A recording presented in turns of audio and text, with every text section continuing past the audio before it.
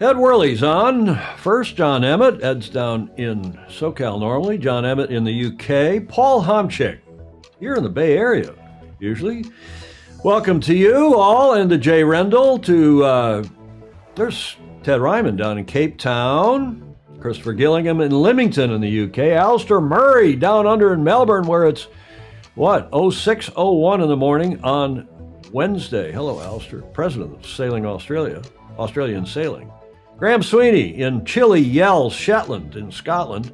Joe Cool, all right at the desk with, what's Lynch? I think he means lunch, Julia. Okay.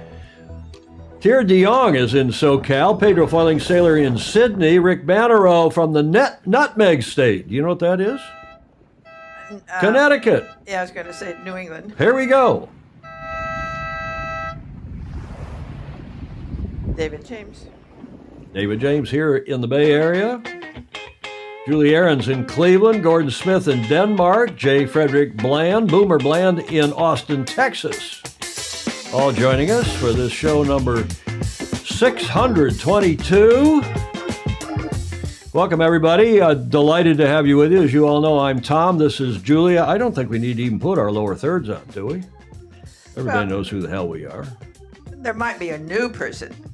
This is Julia Vedekint, the Commodore of the Beach Street Yacht Club, my co-hostess. The coordinating producer is Peter Taylor, signs on from New York City, saying hi as well. Welcome to this show. Interesting show. It's a little bit outside of our normal yacht racing lane. Is that what you'd say? Yes. But interesting nonetheless from a guy who is a sailor and a yacht racer. He's standing very patiently by. That is John Burbeck. Join us in a moment. He's in Worcester in Great Britain. Worcester, just outside of Birmingham. And we'll have him on. In fact, he grew up near Stratford. In fact, he's living, I guess, Stratford-on-Avon. Yeah. Shakespearean country.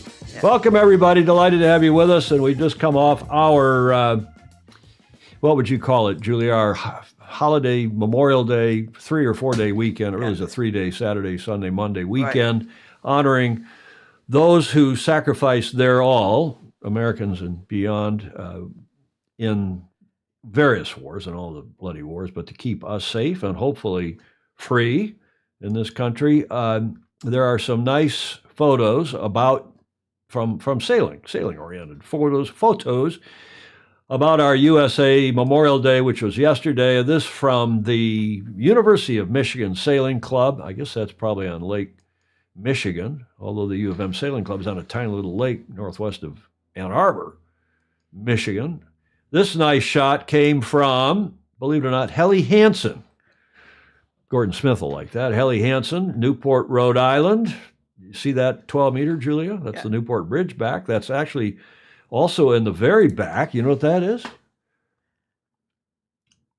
That's the famous house on the rock. Yeah. We used to party out there when we lived in Newport. I bet you did.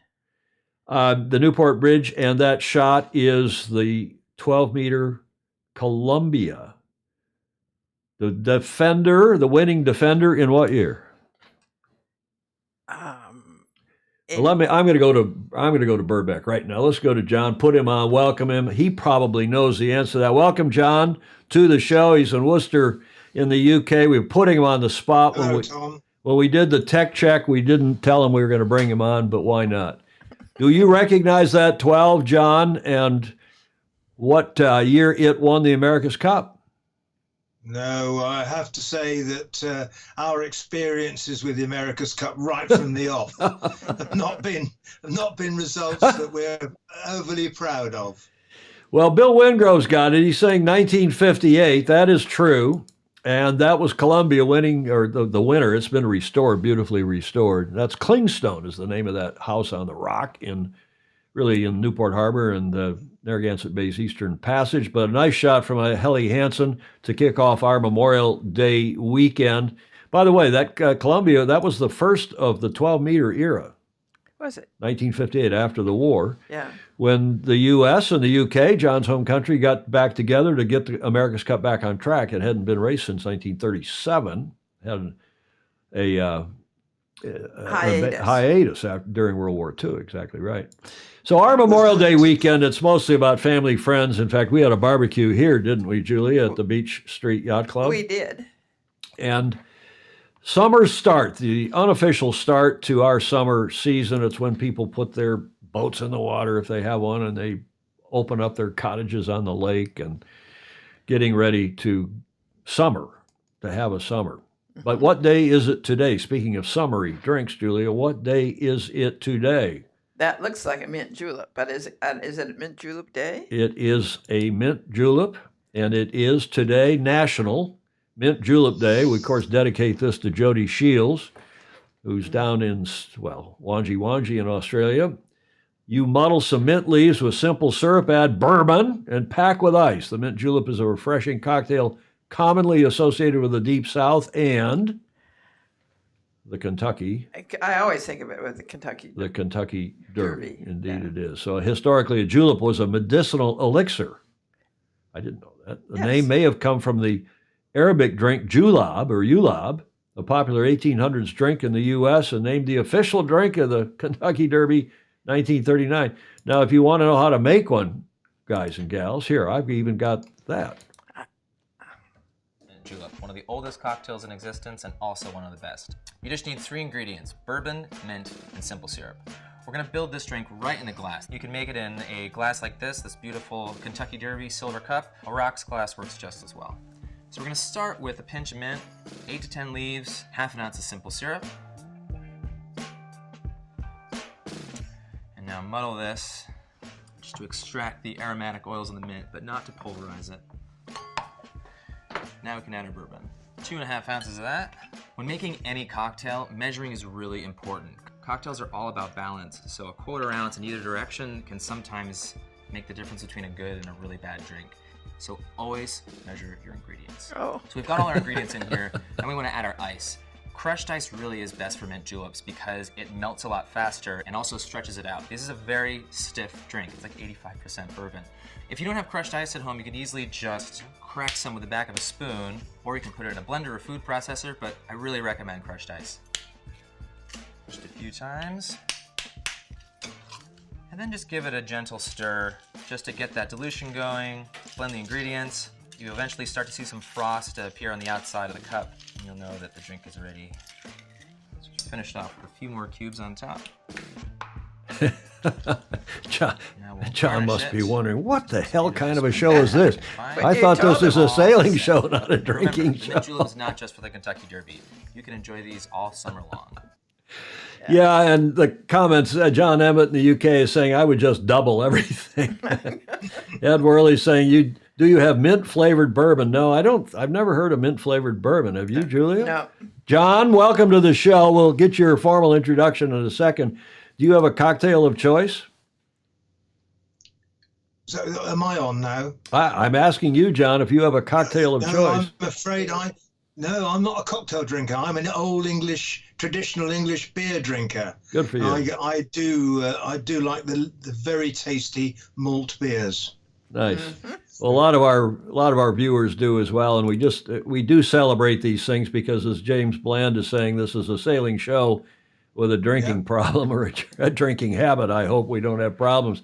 But I just want to say, yes, it is the Kentucky Derby Day here at Beach Street Yacht Club at the Sailing Illustrated show number 622. Chicago Yacht Club, by the way, and many others celebrate with mint juleps on Kentucky Derby Day. In fact, I saw online where silver mint julep cups were on offer on auction in 2019. You know how much, Julia, those cups would go for? $84.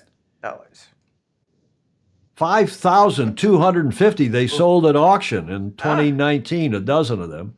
So the mint julep is popular at Chicago Yacht Club and many California Yacht Club, many others I noticed online.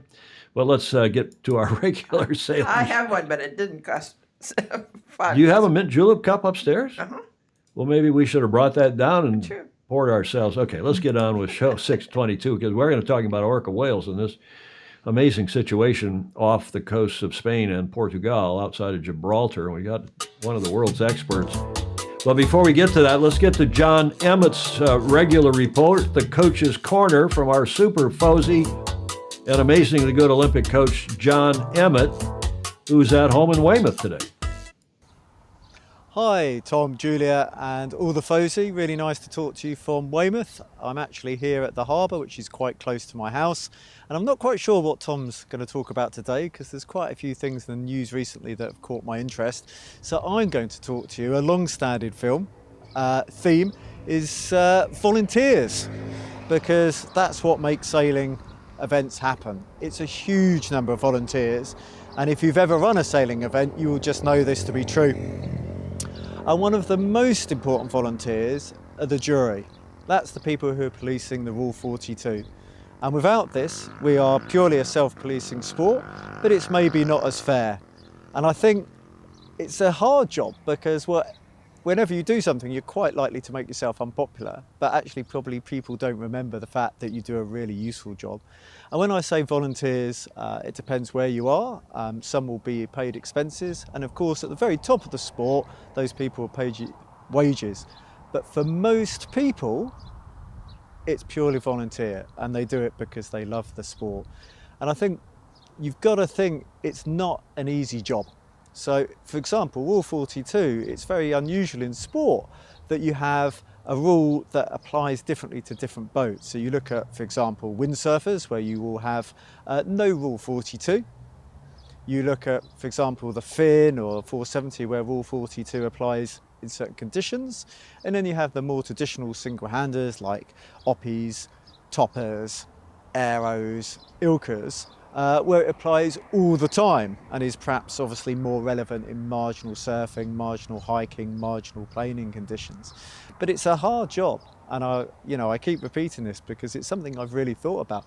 It can make or break a regatta. The last Olympics, when the Finnish and Cypriot sailor got a yellow flag, I mean, that made a huge difference to the overall results. I've been there myself. It's just like if you pick up a black flag or something on the first day of racing, and it affects the whole way you sail the rest of the regatta. And it's difficult because it's not black and white, although you should police it the same, whether it's a topper or whether it's an Olympic Ilka sailor. The way the boats behave is slightly different. And it's very easy for people to get into this trying to make the racing fair by penalising boats which are going fast, for example, rather than policing the rule. In fact, sometimes when you're yellow flagging somebody, they could be doing an action which is prohibited, but actually slowing them down. And I know the majority is focused at the front of the fleet, but the back of the fleet is almost important. Somebody said to me the other day, if they see a 60-year-old guy at the back of the fleet pumping, they might not, penalise them. And I thought to myself, why are they looking at me saying 60? But they should do that, because they should penalise somebody if they break the rule, because there might be another 60-year-old sailor who's not breaking the rule and sailing fairly and gets beaten because of this. So, it needs to be done in this way. And it's hard to be close enough to make a really good decision, to see the wind and the waves and exactly what's going on for the sailor. It's hard to be in there. I mean, people say, I get some video, but I can tell you this is more or less what I seem to do for a living now, is doing video of sailors sailing, and it's really hard to get accurate sailing video. I mean, for example, the waves will always look really flat and the wind strength always looks really low, and as soon as you're zooming in from a long way out, you can get a very false perspective. So you have this idea that is the sailor's body movement accentuating the role, or are they trying to dampen it? And that's not always so obvious. Even if you give it a full focus, I mean, you certainly can't look away, look again. You need to see, are all the boats which are in the same wave pattern behaving the same way? Is a sailor's boat rolling because there's waves rolling in, or are they initiating that roll? The problem is, if you're too far away, it's really hard to see. But then, of course, if you're too far away, you're not interfering with the racing, which is the great danger of when you get in amongst the fleet. And it happened to me before UK Nationals, where there was pretty much at the bottom of a wave, there was a jury boat. I came down expecting to do a turn. At the last minute, they moved, and they completely filled my boat with water trying to get out of my way. And this actually, it made an impact on the race, because at the bottom arc there was 3 of us within, half a boat length. But I've also seen it the other way, with jury boats try and go around the top of the course and to keep out the way, where you have that line of water just coming towards you. So the poor first person around the mark literally arrives there and he sees, you know, a line of water coming towards him, which is not ideal. We just had a wonderful bank holiday weekend in Weymouth, and funnily enough, there was lots of big boats out for people, you know, pleasure seekers. So you quite often had strange waves which were going upwind, off waves which are, you know, going different from the normal direction. So I do believe I just had my first heckler. I'll be interested to see if that shows up on the video. But Rule 42, absolutely a necessary evil, and I would encourage people who haven't already, please do share the post, and comments are really welcome because it's such an important thing for our sport.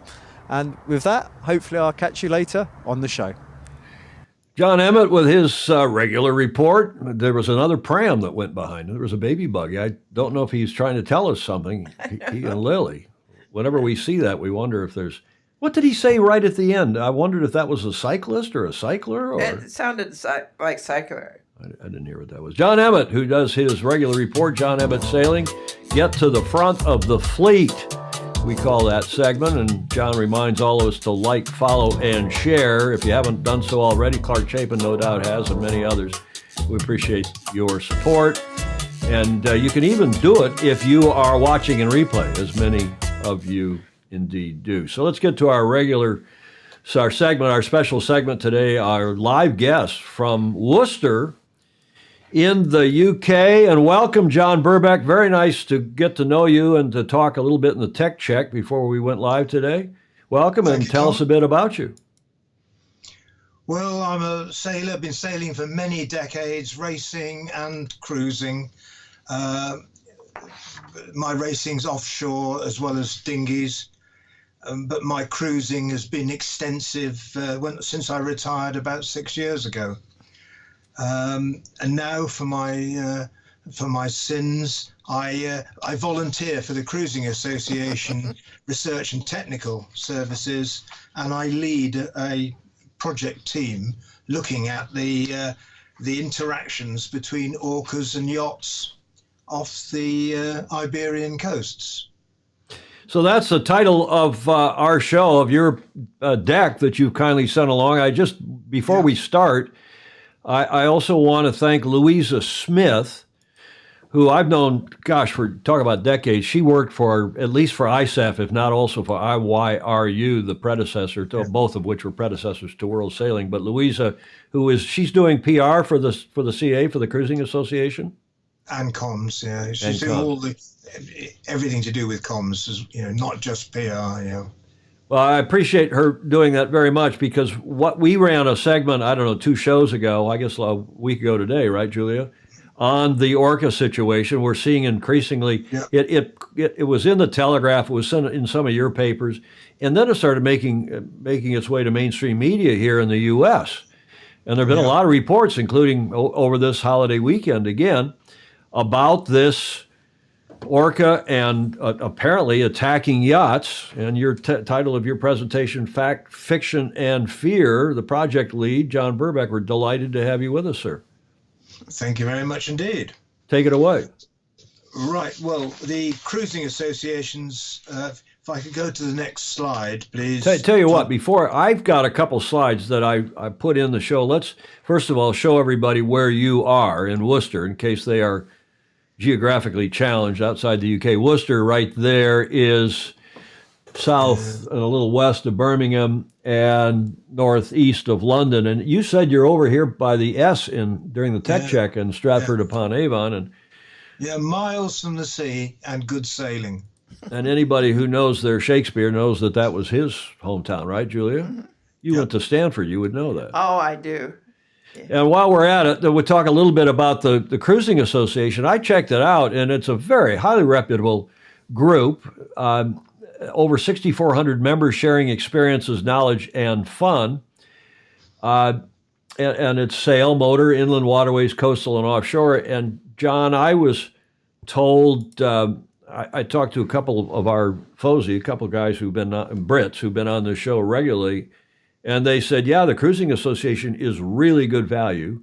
They do a lot of just what John has done, data collection, putting together reports, whether it's not just on orca whales, but on cruising grounds and clubs and other useful information for cruisers. There is an organization, Julia, called the Royal Cruising Club, RCC. Yep. And he said, frankly, the RCC is harder to get into than the Royal Yacht Squadron. He said it's a little posh, to put it politely. But on the other hand, the Cruising Association, I'm told, is just a fabulous outfit. And unlike the Royal Cruising Club, the Cruising Association has its own clubhouse, I discovered, down in East London, Limehouse, near Greenwich, right around the corner. And the Cruising Association was founded in 1908, and it's the largest British-based organization which caters exclusively for cruising sailors. Membership is composed of sailors based in the UK and indeed around the world who cruise inland, inshore, and offshore by sail or power. And that's where on the River Thames, east of London, in the East End, their clubhouse is, the Cruising Association, where you see that tab and that pin that is just around the corner from Canary Wharf and indeed from Greenwich. By the way, their patron, if not patron saint, but he's still alive, of course, is Sir Robin Knox Johnston. And he's saying whether you want to circle the globe or just enjoy the satisfaction of navigating yourself, friends, and family safely and enjoyably from one place to another, I commend the Cruising Association to you. And of course, Sir Robin was the first person to sail single-handed and nonstop around the world between June of 68 and April of 69. So you must know Robin Knox Johnston. Any comments on him before we move forward? A couple. Yeah, I have met him. Very interesting chap. He was also in November last year the victim of an interaction with an orca, and he had to return to port to have his boat repaired. Interesting. We heard from one of our FOSI this morning, Julia, when I called and was getting some other information, and maybe you know him, John. His name is Andrew McIrvin. He's the Secretary General of the IMA. He's a doctor. He's a British consulting surgeon. Mr. Dr. Andrew, we call him, because you call your docs misters, we call them doctors. But he's been on the show probably, I don't know, a dozen or more times by now, talking about COVID, among many other things. And he just landed at the Pisa airport in Italy. He's headed to a Maxi event there this weekend. But he said that a friend of his died in one of these Orca, died, he said, in one of these Orca, No, there's a misunderstanding somewhere. There are no, as far as we know, there is no incident of someone dying in connection with an interaction with Orca, or even being killed by Orca anywhere in the wild. There is when they're in captivity. I think there are 3 people who have been killed by Orca in captivity, but not in the wild. So there's a misunderstanding somewhere there. Well, we'll check with that, because he did tell us that, and I put him in touch. I mean, this guy's a reputable fellow, obviously. Oh, yeah. And put him in touch with you because he says that sadly a friend of his was somehow, he thought, involved. Maybe he's got it wrong, or maybe we've got it wrong, but we'll put him in touch. But let's go to your slides and carry on with this very interesting presentation of yours, which I've had the pleasure of looking through now over the last day or so, Orca and Yachts, Fact, Fiction, and Fear. Yeah, and the title is because, as you'll hear during the presentation, a lot is not known about the background to these interactions, and so there is a fantastic amount of fiction being developed. Next slide, please, which is the Cruising Association slide, and you've already explained that very, very fully. Thank you, Tom. Let's go to the next one, which is the disclaimer, which is my protection. I just want to insert one other thing. The Cruising Association is a not-for-profit. Oh, yeah. And it's, of course, international, so it's open to anybody, not just Brits. Is that right? Oh, it is, yes. And it's a membership association. I'm a member, I'm a volunteer, and I give of my time for this particular project. And as a result, they provide a disclaimer to protect me, luckily. And then could you could we then go to the next slide, please, which gives some indication, some outline of the size of the problem, the size of the issue. Started in 2020, 51 interactions and 28 boats damaged to some extent. And this is all occurring off the Spanish and Portuguese Atlantic coasts. 2021, the number significantly increased and included a few incidents in Biscay. And then 2022, fewer reported incidents, but more boats damaged. So I had no idea there were this many. I mean, that's more than 200 interactions, as you call them. Oh yeah, well, we're running round about 400 now. These are the ones that have been fully reported. We're picking some up on social media as well, and we're saying about 400 and about 250 boats damaged. Wow. It's significant. This year, it started significantly worse, as you can see. A couple of incidents last year, 16 this year, and then 9 in April, 10, it's 11 now this month. So we're talking about 35 already this year. And if you look at the next slide, you'll see the sort of damage. Primarily, the Orca are going for the rudders, and they're splitting them, breaking them off, shearing them. And then if they break them off, they chew them a bit and lose interest. It's the rudders and so the steering arms, steering cables. That's where the damage is done. I tell you what, I'm going to hold. There's obviously a bunch of questions, like why do they attack the rudders, and we'll come back to that. And let's let you go through your whole fine presentation here, and then we'll come back and pepper you with questions, if that's okay. Of course it is. And the next slide shows that the one of the boats that sunk last year. So there were 2 boats so badly damaged they sunk, and then this year one sunk as it was being towed back into port by the life-saving agencies. And apart from the 3 that have sunk, there have been several that have only been saved by the powered pump that the life-saving agencies have put on board. So that's the 2022. You can see the damage and the 2 boats sunk. If you could, next one, please.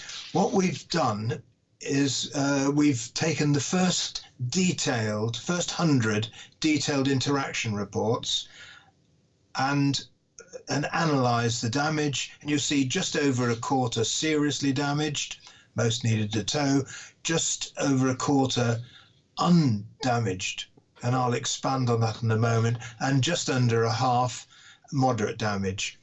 And this year, that sort of proportion is continuing. So for just under half the interactions, moderate damage, and quarter seriously damaged. Next one, please.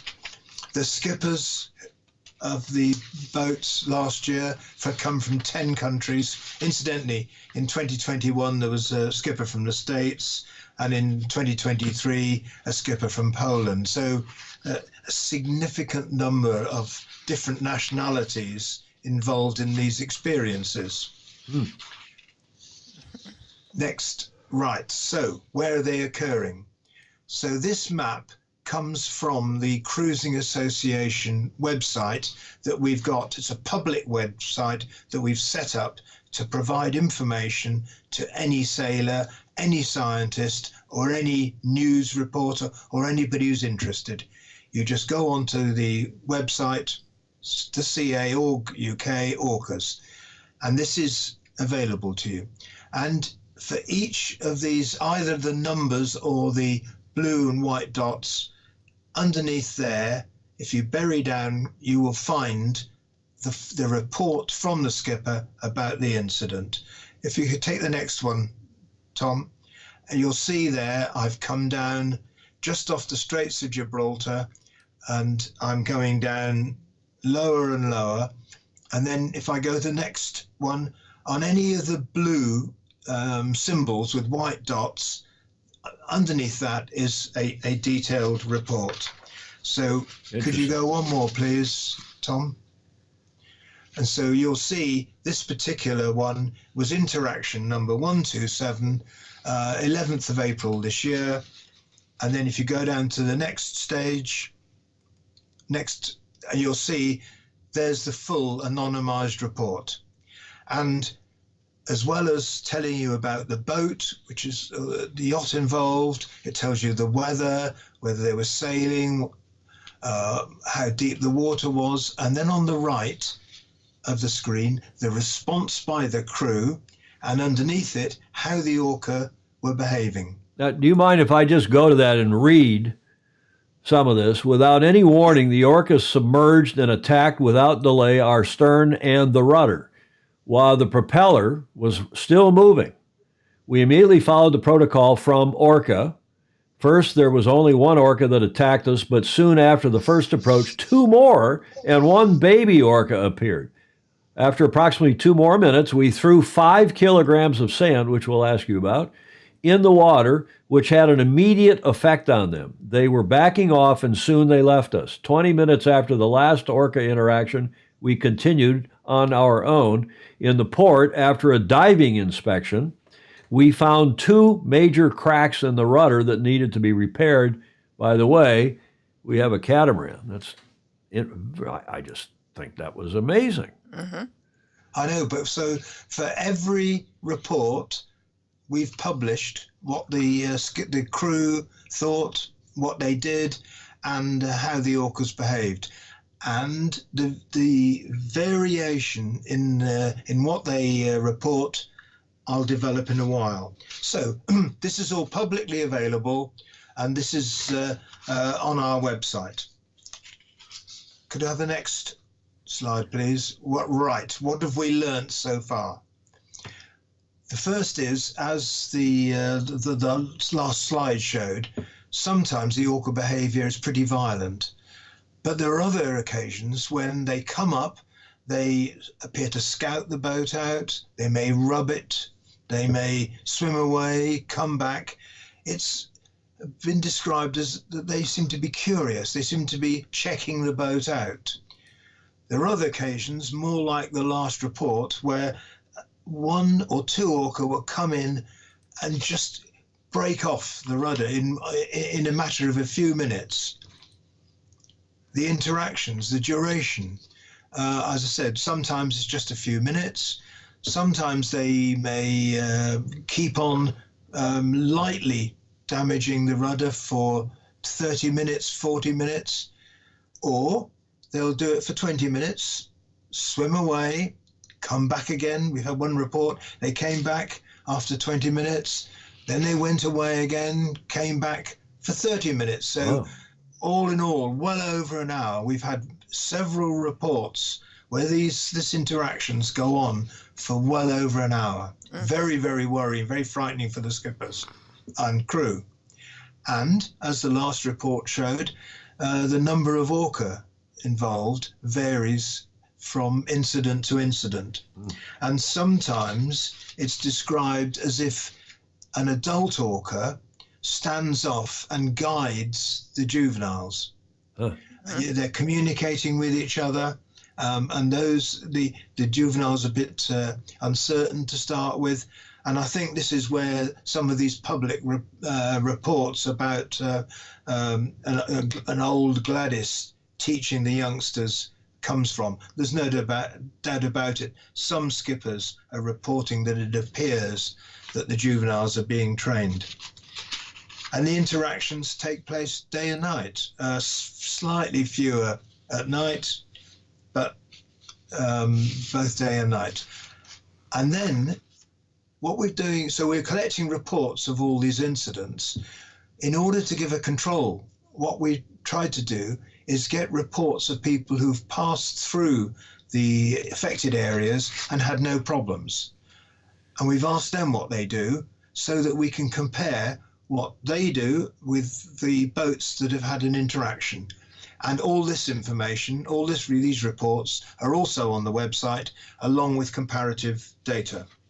What's happening now in the uneventful passage reports of this year is they're all sticking really close to the coast, and I'll come back to that. Okay, what about the orca themselves? Next slide, please. Spectacular animals, extremely clever, work effectively as a team. What most people don't know, though, is that there's almost 2 species, and their last common ancestor was hundreds of thousands of years ago, according to the experts. And one group are transients, and they are mammal-eating. They're warm-blooded eating creatures, and they're the ones you see attacking whales, seals, sea lions. The other type are resident, and they tend to stay in one area. The transients move around. The residents stay in one area. They're fish eating. And the orca that are causing us problems off the Gibraltar area, called the Gibraltar Straits orca, are a subpopulation of resident orcas. They're fish eating. They eat the tuna that come out of the Mediterranean. So being fish eating, they're not quite the risk that a mammal eating orca might be to us. They're a top predator, say highly intelligent, good communicators. Now this is the marine biologists have put together this picture in 2021 of the 14 orca involved. They started off with just 3, and now they've identified every orca that's been involved in the interactions. Actually, last year there's an additional 1 added to them. Okay, so, let me ask you that, because we talked briefly about tech check. Sorry for the interruption during the tech check. How do they identify them? Is it just the color? They don't have tags on their fins or anything? No, it's from photographs from the cruise, photographs and videos submitted to GTOA, and they've been monitoring this subpopulation of 30. There are only 35 of them, 15 of which are involved in the interactions, and they've been monitoring this group for decades. So they know them all, they know their family relationships, and they can identify them from the photographs and videos. How long do these creatures live, typically? 50, 60 years. So they're quite long-lived. Okay. But as I said, only 15 of them are involved, so there are 20 in this subpopulation that just aren't interested in interacting with yachts. So, next slide, please. So that's what we know. There are lots of people that will give you the reasons why orca attack yachts. There's one at the moment because there's a White Gladys was injured. Well, there are other people who tell you how you can be certain to avoid an interaction. We can say, what the marine biologists tell us, and what we know from our data collection is we don't know. If I look at the next slide, please. That's the question. Why do they do it? No one knows. The most popular reason from the experts is that they just enjoy playing with yachts. Sometimes they spin the yachts round, they push them, they always go for the rudder. There's plenty of evidence of them playing in other arenas. Off the American coast, they started doing headstands, tails in the air. They've been seen to swim around with salmon on their noses. They are a playful species. Everybody was hoping that they would lose interest in this, but they haven't yet. Another option is that they're responding to an unpleasant experience. That's a possibility, but difficult to show that through the wide variety of behaviour that's the case. And another one is the underwater noises were too loud. They are an auditory species. They hunt by sonar, and during the lockdown, because of the COVID, the pandemic, there were no ships, no boats, no yachts going through these waters. They were very quiet. So there's some speculation that the noises that came afterwards in 2020 caused them to start this sort of behavior. Who would have It's thought? possible. The bloody, we've got another thing to blame on COVID. Oh, good. Huh? Well, does that make sense? So I mean, I It get does. it. That does make sense. It's a possibility. So our focus is we don't know why they're doing it. Therefore, yacht skippers, stay safe. Now, this is changing very slightly, but generally you're slightly safer in large yachts. What's absolutely being reinforced this year, because the Orca at the moment are just to the west of Gibraltar, waiting for the tuna to come out of the Mediterranean, and they're in quite a small area. If you go in the shallow water, to date, there are no experiences of interactions with yachts in shallow water. That's less than 20 meters. And ideally close to the shore, less than 2 miles off. We've had reports this year, safe voyage reports, where people very close to the shore have reported that whilst they were there, only a few miles off, another yacht was being attacked and damaged. Then next, avoid the most active periods. The Orcas, say at the moment they're off Gibraltar, therefore the Portuguese and North Spanish coasts are safe because the Orca aren't there. In another month, 6 weeks, the Orca will move west and they'll move up to the Portuguese coast, in which case the area around Gibraltar will be safe.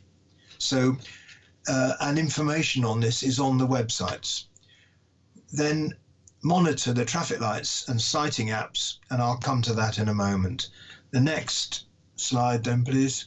Right, I've talked about GTOA, and us and GTOA are running linked websites with all the information that both of us know on these sites. Okay, hang on. So GTOA in Spanish, Grupo de Trabajo, so the working group of Atlantic orcas.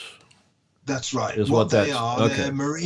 they're marine biologists who've been studying the orca from Spain and Portugal, who've been studying these orca for decades, and they run a website with lots and lots of information on it.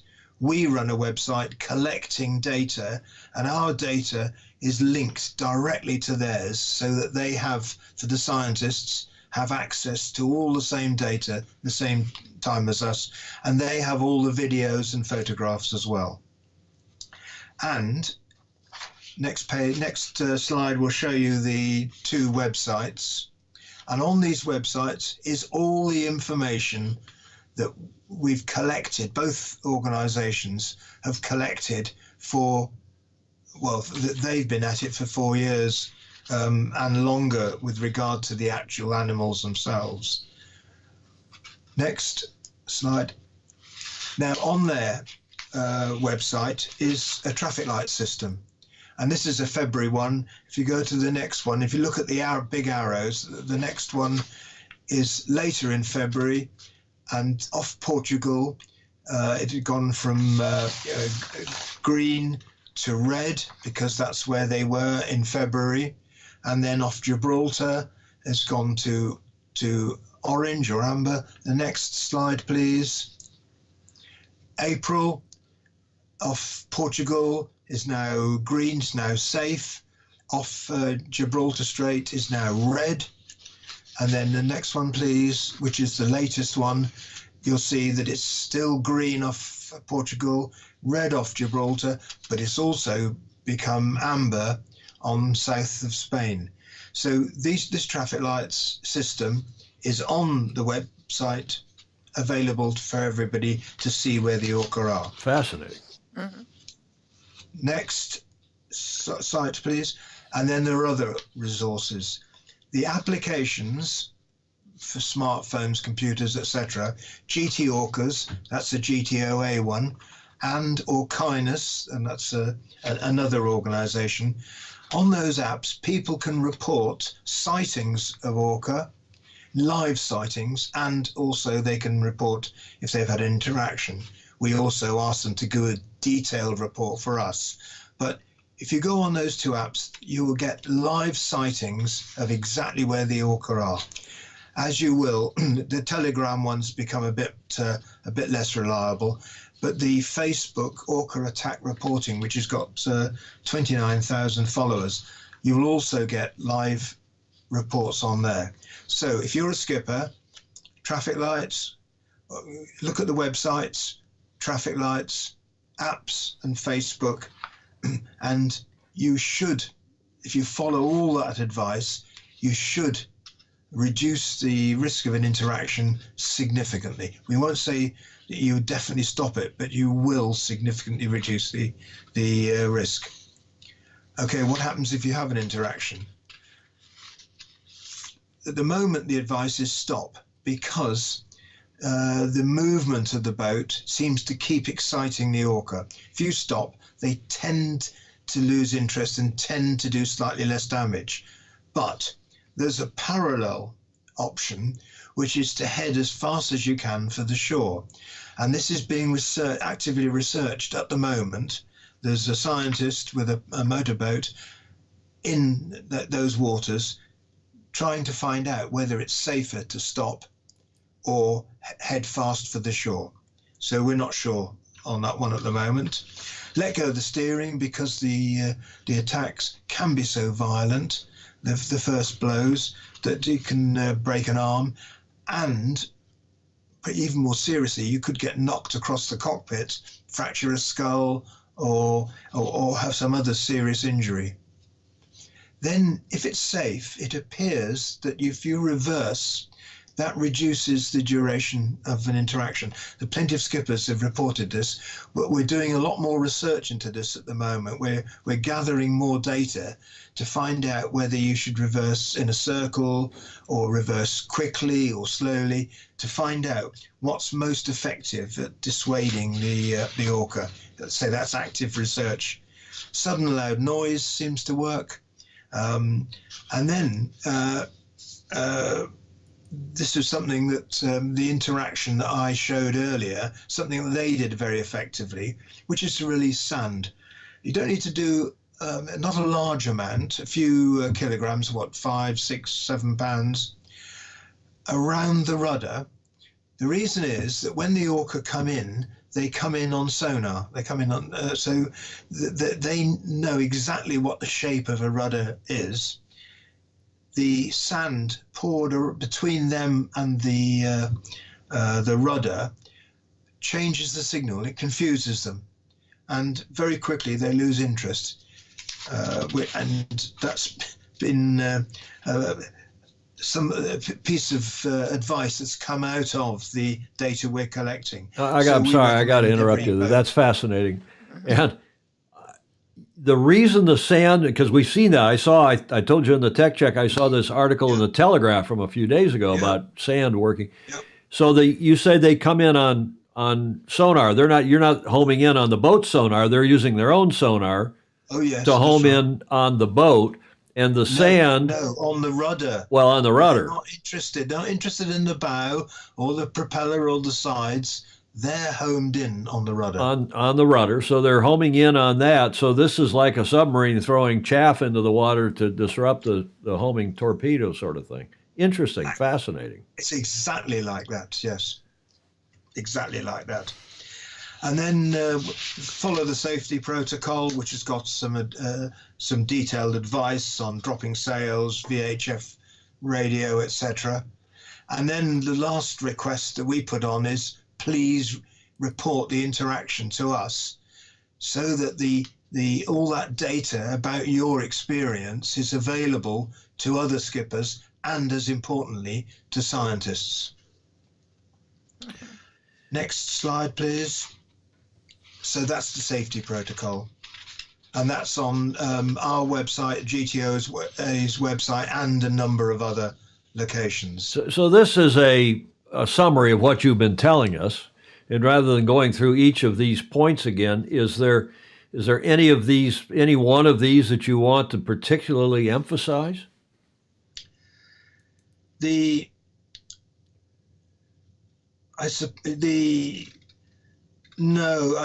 to stop the boat depower and put yourself in a position where you can reverse or go fast for the shore. I think that's the most the one that I would make sure that people are thinking about. I mean, how fast? If you're in a sailboat, you're not going to go very fast for the shore. You're going to go 10 knots maybe if you're really lucky. And is this only sailboats? It's not power boats? No, right. There are 2 power boats have reported interactions, one this year. And we've also heard stories that a couple of small fishing boats off the North Africa coast have had interactions, but they haven't. We've only heard it secondhand.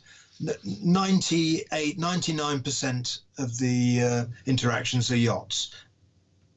And we're not sure why. One of the speculations is because they got bigger rudders. Huh. So, fascinating. Yeah. Okay, shall we go to the next one? Yep. So what are we doing?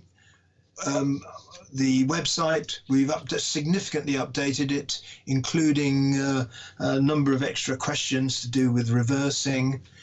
And that was only, that went live about a fortnight ago. Publicizing risks. That's the reason I've come on this program, is to make sure that everybody knows. We're still hearing reports from skippers and crews who were surprised at the risk. And that's terrible.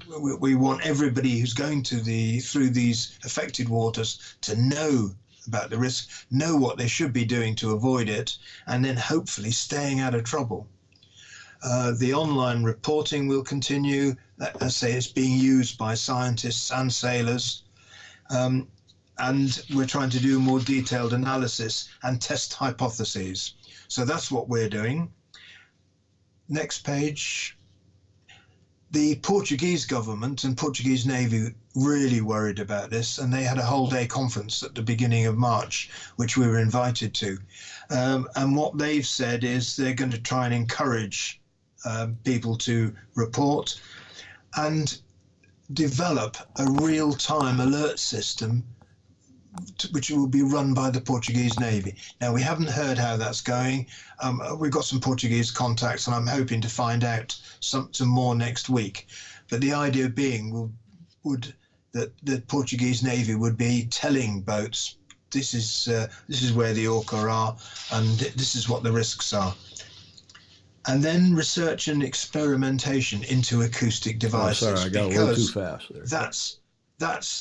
Everybody thinks the solution will be an acoustic device of some sort that dissuades or drives off the Orca. But they've got to find something that's safe, because if you damage Orca's hearing, then they can't hunt properly. And if you're going to try and catch a tuna, you've got to have with sonar, you've got to have good hearing. So if they can't feed properly, they'll die of starvation. So everybody's keen to find a safe device, and then they're going to keep the protocol up to date all the time. So, and the last one, anywhere else in the world, if you saw this, you'd be stunned, you'd be amazed. In these waters, you'd be frightened, and I have to say that I would too. Oh. I'd share your fear. Okay, well, and then the final one. Fascinating. We've got a ton of questions. I've never seen so many questions. Thank you, John, and thank you to these organizations. Let's go to the Q&A. Julia, I think you would agree the most, Fritz Mueller and others have asked it, is this happening anywhere else in the world other than the waters west of Gibraltar? And I guess I understand now why it's west of Gibraltar and not in the Med. It's because they're waiting out there for the tuna to come out of the med on which they feed. Okay, got that. And they follow the tuna west along the south coast of Spain, up the Portuguese coast into the Bay of Biscay. As the tuna migrate, they go with them. To the north, obviously. Yeah. So they're going up to the north. So nowhere else, you've not, you said there was one report, some playful thing going on the east coast of the U.S., but nowhere else in the world? Oh, there's different playful things, but there are no interactions with yachts leading to damage like this. And certainly, we've had 3 sunk. This is significant. Yeah. Well, and we're expecting at the moment this is going to be an even busier season than last season. Okay, well, let's roll over here. Gordon Smith is asking another question that is several people have alluded to. How many of the impacted boats, do you know from memory, were using sonar when attacked? Yeah, we do know, and we thought until about a month ago that it was neither one way or the other. There is a slight suggestion now when we compare the boats that have had interactions with the boats that haven't, that it might be slightly better to have the echo sounders off. So you think it's marginal. They might be being attracted. Okay, it's statistically, it's apparently not significant yet. Okay, interesting. Somebody downloaded the app and said it was not in English. Did they? In fact, it was Luca Craig in Auckland, in New Zealand. I just installed G-Torca's app and isn't in English. Have I got the right app? Is it any other language or is it switchable? Yeah, there's an English version of it. Okay, Luca, there's your answer. Yeah, incidentally, their website is in English and Portuguese and Spanish. All our website and the reporting is in 4 languages: French, Spanish, Portuguese, and English. Good. Well, I don't know about you, Julia, and not to wrap this up, I don't want to, but it's just amazing how much work John has put in. Oh, yes. And the Cruising Association, because this is what, this is their raison d'etre, is to help cruising sailors. And power boaters. Yeah, I'm very impressed with the kind of research they've been doing and the detail and how easy it is to understand with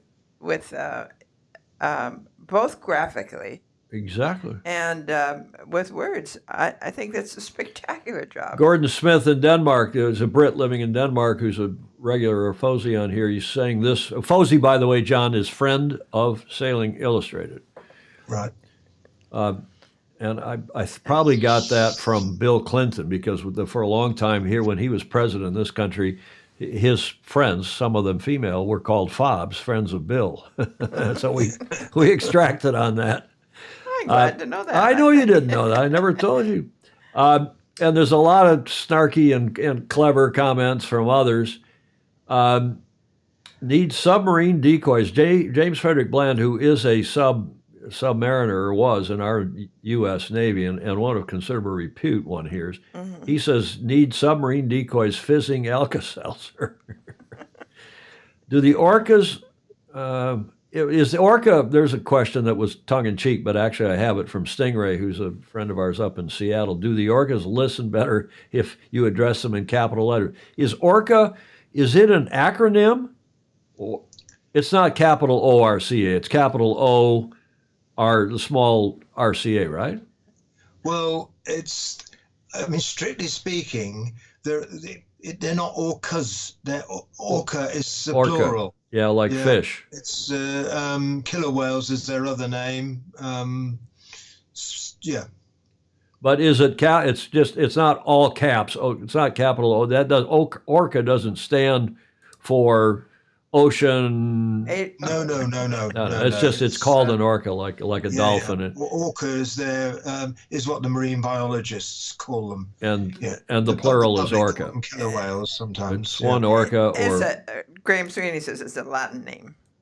Oh, it's Latin. See, we have a bunch of smart people out here, way smarter than I am. And it's also, John, that's why I have Julia sitting over here, because Julia, who went to Stanford and was vice president or president of her class, I don't know, and she is so smart. I pay him to do that. She keeps me on track here. That's excellent. This is fascinating. We're delighted to have you. Ted Ryman, who's down in Cape Town, is a Brit who's long since moved down to South Africa. I sailed in and around the Gibraltar for many years in the 80s and 90s and never once saw an orca. Plenty of dolphins, though. It seems the orcas have moved into the area. Well, no, well, they've been there for decades, as we understand it, because GTOA have been keeping an eye on them. But the tuna stocks have been not exactly decimated, but certainly they're significantly reduced by fishing and other things, pollution, etc. And so I think the orca have become more visible in recent years than they used to be. And of course, there were no interactions with yachts before 2020. It's a new thing. Yeah, Graham Sweeney up in Yell in Scotland, who's an esteemed photographer, particularly yachting photographer, but a long time sailor and very well known, is saying that if the orca had food to chase, they probably wouldn't chase yachts. The area is incredibly overfished. Well, it has been overfished, and as a result of that, fishermen were banned from using nets, and they line fish. They've been doing that for probably 10 years. And these orca, same ones, have learnt to steal the tuna off the fishing lines. Hence, that doesn't please the fishermen. So, Graham Sweeney, to my question earlier on about how they identify them, Graham said that each cetacean has a distinct and unique saddle mark, along with fin markings. Gordon Smith echoing that, saying individuals can be identified by markings and shapes of and damage to the dorsal fins. Yeah. Okay. Yeah. Interesting. So one of the things that they're trying to do is tag them. The problem with tagging orca is that their skin sloughs off all the time. That's one of the reasons that they're able to swim so fast. The trouble is that also means that you can't stick anything to them. So in reality, the only way to keep trackers on an orca is to bolt it through the dorsal fin. The problem then is the very high risk of infection. And there was one died very recently off the North America coast, which had been tagged and had an infection. So they're being very cautious about it, but at the moment they're trying to tag a small number for about 3 months just to get a better idea of where they go and how they behave. Here is Stingray, who is a retired Boeing engineer, young guy actually. He was retired young because he's rich, right, Stingray? And he's saying, and he uses Chat GPT, and this is probably a response. You may want to get this from the comments later on. He probably fed this into Chat GPT and said, "I would like a Shakespearean quote about orcas." And so he said, in Stratford speak for Robert, quote, "Wherefore doth the sea's ascent, like a boon, grace the orca's might, enabling the swift attachment of yacht racers?" Question mark. Chat GPT came up with that. Yes. Any other questions here? David James, what did he say? He's a smart guy and also went to Stanford. I've had gray whales within a boat length with no issues. Why would orcas be so aggressive? Again, you don't know, but for sure. But what's it? Yeah, the marine biologists don't know, and it's not only the GTOA ones. Marine biologists from North America and from the UK have also looked at it, and we've asked their opinion, and they say, well, probably play, but we don't know. The evidence doesn't point in any specific direction yet. And I, like the questioner, I've had whales very, very close. I've had a minke whale spending half an hour swimming underneath my boat, round the keel, coming up either side, having a time of its life. But it didn't damage the boat.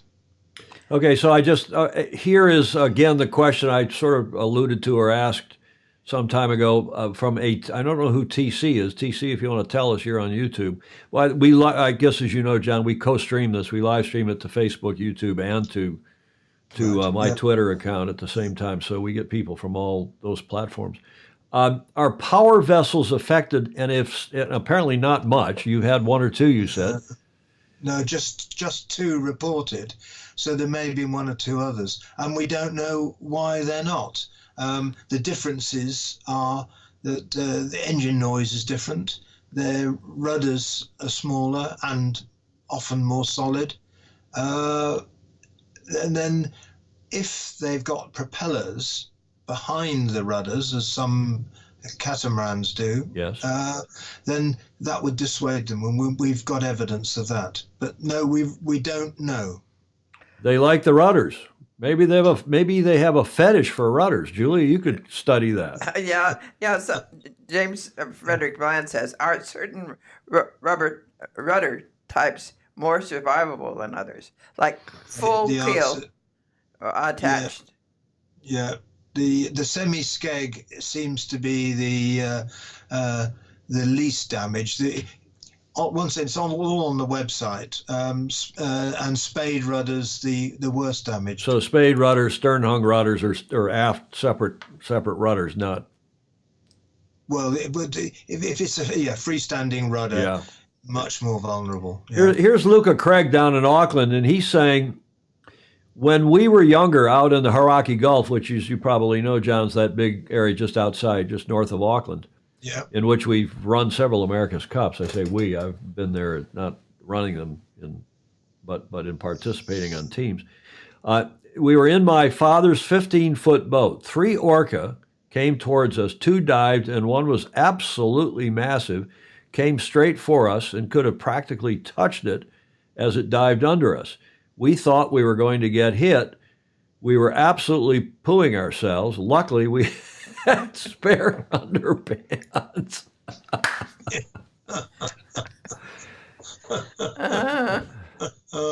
Yeah, well, I can imagine. There's because the Orca have been followed, and we've had scientists looking at them all around the world for many, many years. There are many, many stories like this. But there are also stories of people swimming with them, kayaking with them, at no risk. They're complex creatures. Oh. They're complex creatures. And very bright, apparently. Oh, yeah. Yeah. Ted Ryman, and maybe this is a good way to wrap this up, he said they are trained by the rudder manufacturers. Oh no! What we thought for a while was that the boat yards off Portugal and Spain were paying them because plenty of good business came their way. Another interesting point, David James again, who's has filled in for Julia as our co-host once or twice. He is saying this is so weird since dolphins play in the bow wave typically of yachts. Yeah. Well, I hope you will come back and tell us again when you know more. This is fascinating, and I want to again thank Louisa Smith for putting us together and for your coming on today, and thanking these 2 organizations. Once again, those of you looking for the URLs, Orca's at thetheca.org.uk. That looks like, is that that's an email address, isn't it? That's the email address, yes. Yeah. And then www.thetheca.org.uk/orcas is the URL, is the website. That's our website, where you'll find all the information we know and a link to the GTOA and to the apps. Oh, I know one other question that I wanted to ask, and it's appeared in some of these articles, and when we talked about this on the two previous shows, is there any correlation to the color of the boat, the bottom of the boat? We thought there might be, because many of the boats that had interactions had black anti-fouling, but the boats that had no interactions didn't have. They had many other colours. But bearing in mind that the Orca are attracted by something, it won't be the bottom of the boat. colour of the bottom of the boat. And secondly, when they arrive, we're now certain that they're using sonar rather than sight. Then we now think it's more unlikely. Huh. At first, we thought it was a possibility, but from the extra work we're doing, we think it's more unlikely now. Okay, one other uneducated question. Do orca smell the way sharks smell? You get not in the same way, but their breath smells a bit. Yes. So if they're breathing close to the boat, then there's a bit of a smell. There's a lot of noise from their breathing. When they're very excited, when they're in the middle of an interaction, a lot of skippers, a lot of crews have reported very noisy breathing by the orca. But the orca don't themselves smell the way a shark apparently does? Oh no, the orca don't seem to have, or as far as I know, have got very unsophisticated olfactory glands, so they don't use smell as a main sense. No. So it's sonar. Yeah. Oh yeah. Anything Their else? hearing is phenomenally accurate. Yeah. Anything else to tell us? Anything else we didn't ask? Any final questions from our viewers that are live with us today? Is the orca chewing on rudders mimicking the attack on a tuna? Ed Worley's asking. Well, we thought it might be. So we're not saying no, but tuna are much, much smaller than a yacht rudder. Much. James Frederick Bland, I don't think this was, pardon the pun, tongue-in-cheek. He's saying their breath smells like tuna, like cat food. Is that true? Well, they do, yes. Yeah. Okay. Okay, well, thank you, sir. Thank you very much indeed. If we're an hour and 12 minutes into the show, but we're delighted to have with us from his home near Worcester, which is south of Birmingham in the UK, where he is a longtime, decades-long yachtsman. He had a J24 for a while. That's what's over your shoulder, right? Is that a picture of your J24? Yeah, racing in the Solent years ago. And John Burbeck has become an expert on this. You weren't trained as a marine biologist or anything, right? No, I'm a mechanical engineer. So I understand data and facts. Yes, I love that. So I've learned this from collecting the information and reading around the subject. I'm so fascinated by it that I've read quite a lot about orca from experiences people have had elsewhere in the world. Did I also read that you were a constable, a retired cop or something? Yeah, I was, yeah. So that's another reason why you're good at collecting. You're probably a detective. Yeah. I was, yeah. Oh, he was? I didn't know that. I was saying. Well, it makes a lot of sense. Yeah. This has been an awesome presentation, John. Thank you. Thank you, John. Fritz Mueller is saying. Amazing subject, Stingray is saying. And a lot of others will hope that you will come back and give us an update at your convenience. And also, well, thank you very much for giving us time to put this story out to as many people as possible. Well, indeed. Julia? Yeah. Also, you can, two things. One, don't forget to read the comments because, and you'll see some unanswered questions. And you can download this show and use it. Thank you very much. Yeah, for sure. If Louisa wants to take it under your PR. And thanks again to Louisa for tuning us up, getting us, setting us up, teeing us up. Really much appreciated. Thank you, John. Have a good rest of your week. And if there's some breaking news, when we're in touch with each other now, ping us. And even if you want to record something quickly, you could. We've got a lot of, as you saw, John Emmett, who does it quite professionally. Yes. But if you want to stick your iPhone or your Android phone in front of your face or in your computer and just record a quick snippet for us, send it over, and I'll run it on a future show. Appreciate it very much. Thank you very much indeed, Tom. Thank you. John Burbeck in Worcester. On this topic, we've been talking about the cetaceans that, specifically the orca, that have been attacking. It's not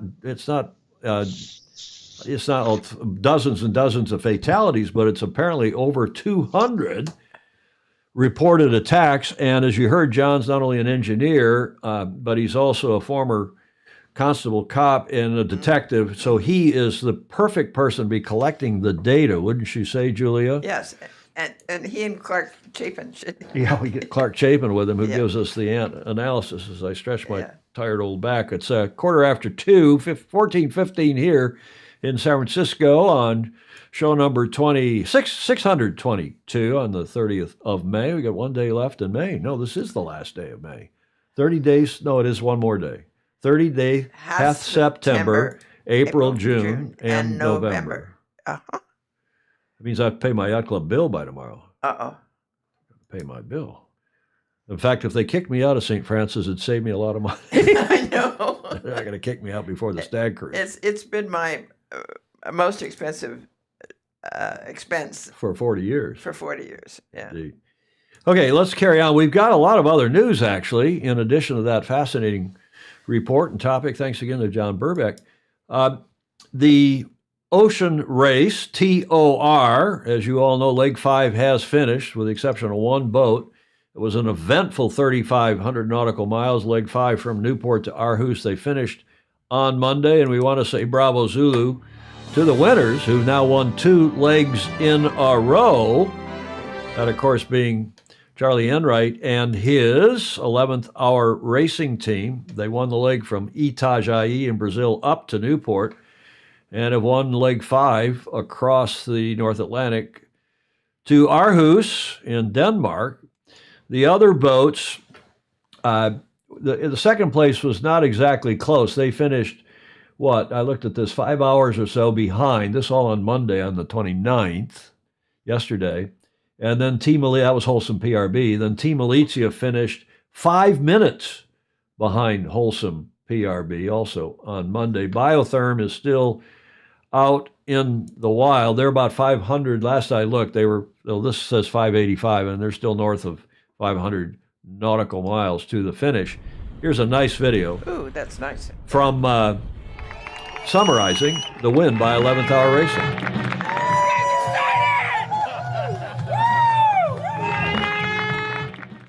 How does it feel arriving safely to Aarhus as the winning team now at the top of the leaderboard? Feels great, better than the alternative. Couldn't have imagined a better outcome, honestly. We positioned the boat well, we sailed the boat fast, we didn't have any technical issues, kind of knew when we needed to push and when we needed to preserve. Yeah, I think I would say for the whole duration of the leg it's been pretty testing and demanding, pretty fast all the time, and some moments with a lot of maneuvers, sail changes, a lot of jibing in a row, so yeah, pretty demanding, pretty intense, but I think we did a great job all together, and it's been really nice, yeah. Well, winning this leg feels great, it's my first time in the ocean race. I've been dreaming about doing that race, taking part of that race for a long time. And that was amazing from the start in Newport. Amazing weather, big spectator, and then rapidly in the cold, intense all the way. That was really good I really enjoyed the maneuvers, when everyone, it's like almost a choreography, everyone does what they have to do at the exact second, and it's very satisfying, to maneuver so quickly compared to what I'm used to. When I change the sail, it takes me maybe 8 times longer when I'm doing it alone than when we do it fully crewed. So the boat hardly ever stops. And when you're sleeping, that people are taking care of the boat, making sure we're going 100% fast. And when you're on deck and it's your turn, and you've been able to sleep, so you're focused on your speed, on your job, and so that makes it you get all this relay. We relayed each other all the way, and that gives the amazing speed we had, and that's really enjoyable. The atmosphere on board was great. No, it feels pretty good to be here in the lead. Really, this leg being double points was, we had to have a good result to just stay in the race, and just really happy that we managed to deliver on that.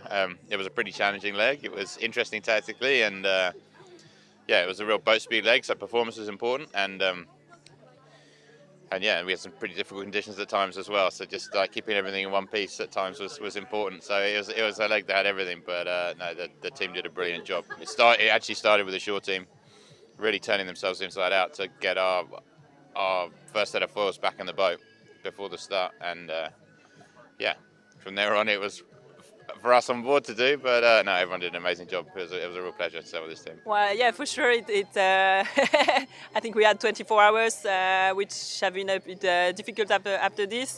Charlie was hurt and he had to be off watch for a bit. Hopefully, he recovered really quickly. So it was nice to have him back because for Sci-Fi, me and Charlie and Wright, it's been a bit extra job. And we tried also to take care of Amaury. He couldn't do his job. Okay, this goes on for a little bit longer video than we normally play, but I thought it was very interesting, especially that opening footage, as you said, Julia.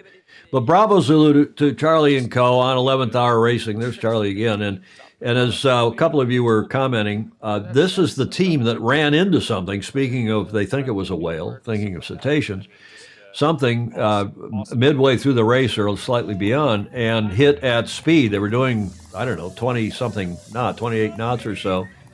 And two of their crew were injured, and not just injured. I mean, they had to, one hurt his shoulder badly, and the other had a mild concussion. And the race doctor consulting from Aarhus or from Alicante, I'm not sure where, helped put them back together. And not only did they finish, but they finished and won that leg. So bravo Zulu to Charlie and Co. on 11th Hour Racing. Also, we told you about the 24-hour speed record that was set initially. We told you this in the previous shows. Right. Initially, it was set by 11th Hour Racing. Then it was reset. I mean, it was broken, and a new one set by Wholesome PRB. And then yet another one. These guys on Team Malizia, guys and gals, got into the breeze and were in it sooner and not sooner, but they were in it even longer. So Team Malizia actually now owns the world monohull 24-hour speed record. This is, of course, Boris Herman's team, who we've been following before this race. We like Boris.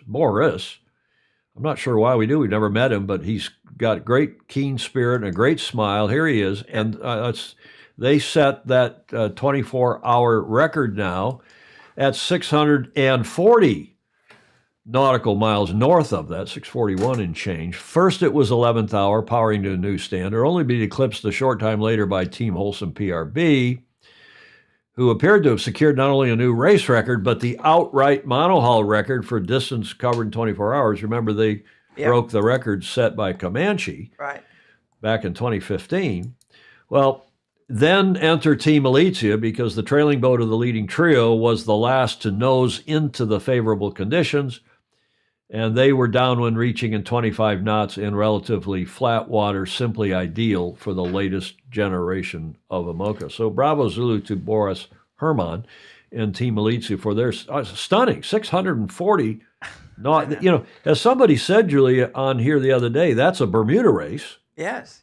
In 24 hours. That's the Sydney Hobart in 24 hours.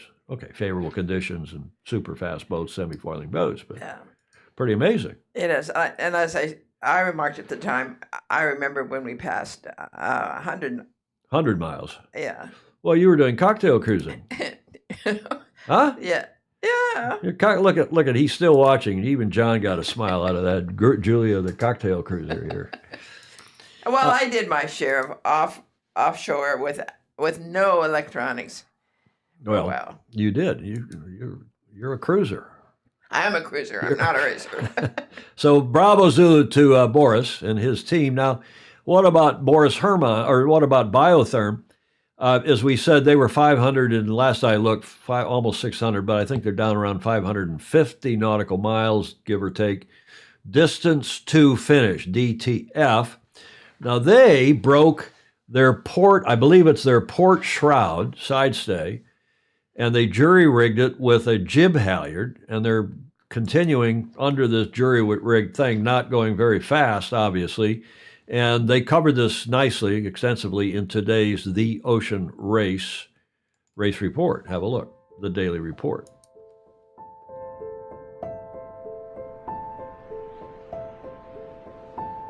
When they released this morning, more than 600 miles to go until they reach the finish in Aarhus.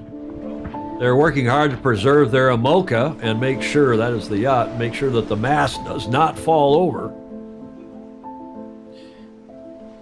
There's a better look at their jury rig. It's important for them to keep a slow speed and not take risks. We removed the cable from the jib top to use it as a shrub. It will be a fight to make the import race on June 4th at the rate they're going. Some tough days ahead, but spirits are always high with this team. Normally, the idea is to take care of the boat, sail simple and reach our house in good shape. By the time spirit are still the same. Huh? Fighting against the elements to be able to do the last leg. Okay? Because they have to. 400 mm au diamètre, j'aimerais bien pour... Ça c'est top, hein, on va faire une belle édition. Ouais. Le plus haut que tu peux. Voilà, voilà.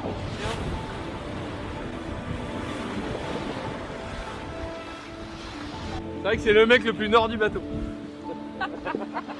C'est bon? We wish them good luck and safe seas, and of course the problem is going to be when they go uphill, when they have to presumably do a little beating after turning the corner to go down toward Aarhus. Julie, you were saying? No, aren't they getting that ready for the next leg of it? Well, they'd like to, but they're going to be hard pressed to get there in time for the start. I mean, it's going to be a long, slow slog. As somebody said here in the comments, Gordon said, if they call Graham Sweeney, he might have a spare shroud in his shed. Do we need break-up monohulls into float? Do we need to break up monohulls into floating and foiling for record keeping? Yeah, Bill Wingrove, we probably do. But I think it's fair that they're saying this record is a foiling monohull. I think this, they will also keep records for straight displacement boats, for pure displacement boats, I'm sure. So flat out monohull, wow, yeah, 641 nautical miles is just incredible, as everybody says. And they're semi-foilers. Now you will ask, what about this other boat that they are trying to save for the Vendée Globe, Guillot Environment, the boat that did not start after they lost their rig in the North Atlantic, didn't finish in Newport, went straight, remember, to Halifax, and then got on a ship. And they are on a ship, and I don't know where they're going. I tried to find out this morning if they're going to Rotterdam or going to Spain or I don't know where. But one hears they are making the rounds with the proverbial collection plate, trying to raise money. This is as they were leaving, or just docking in, actually, in Halifax, which they've since left a week ago now. So we hope they can raise some money and stay in the race and maybe do the last leg. Maybe. We shall see. But we'll keep you posted. In the meantime, everybody says, oh, it's a double points leg. That'll give 11th hour a big leg up, no pun intended. But, of course, it does not, because everybody got double points on that leg. The one that suffers, of course, is Guillot, who did not do it, and Biotherm, who's struggling now. But 11th Hour Racing has increased their lead by a couple. Well, they've gone into the lead. They were trailing Wholesome PRB going into this leg, so they're now up by 2 points, 28-27. Team Alicia still in the hunt. So we'll watch the last couple legs. The leg 6 start in Aarhus is June 8th, so in just a week's time, a little over a week, they do fly by Kiel in Germany, and then into Den Haag, The Hague, getting there about the week before the 15th. So it's just a short leg. It's probably the 8th or so, 9th, 10th. Yeah, the flyby is the 9th, so probably the 10th of June into Den Haag, maybe a little longer than that. Starting on the 15th from The Hague around through Orca country and around through the Straits of Gibraltar and finishing for the first time in Genoa, Italy, where the import race is the 1st of July. That's that final race. And remember now, the Volvo 65s will be joining in, at least for these legs, and the import race. So we get some more action because those boats will be joining back in as well. Any questions or comments about all that? Did I butcher that? I think that was clear. There's World on Water. If the ocean race were the Vendée, there would only be one boat left competing. Jeff Waller in Australia, World on Water. Nice video work that he does. If Pindar ships me a shroud, I'll throw it on the deck as they pass the lounge. They're going right up around Yale, Scotland, you know. Aarhus is a large freight harbor. That's what I was wondering, Gordon, if they're going to Denmark. But, you know, scheduling a boat is tough. They've done great regattas out of Aarhus. Oh, yeah. I mean, World Sailing's former president, Right. who we won't necessarily name, Kim Anderson. See, I did name him. Sometimes it's just time to call in the dog and put out the fire. Yeah, James Bland, I think that may also be in their future. We'll see. 11th Hour Racing versus a pack of Orca. What are their chances? Indeed. Okay, so there's only a month left in this race. It's over on the 1st of July, so just a month and a couple days change. Okay, now, speaking of submariners, remember this guy? We talked about him and told you that he was going to attempt to sail in the world's smallest sailboat across the Atlantic in this boat called CA, nothing to do with the Cruising Association.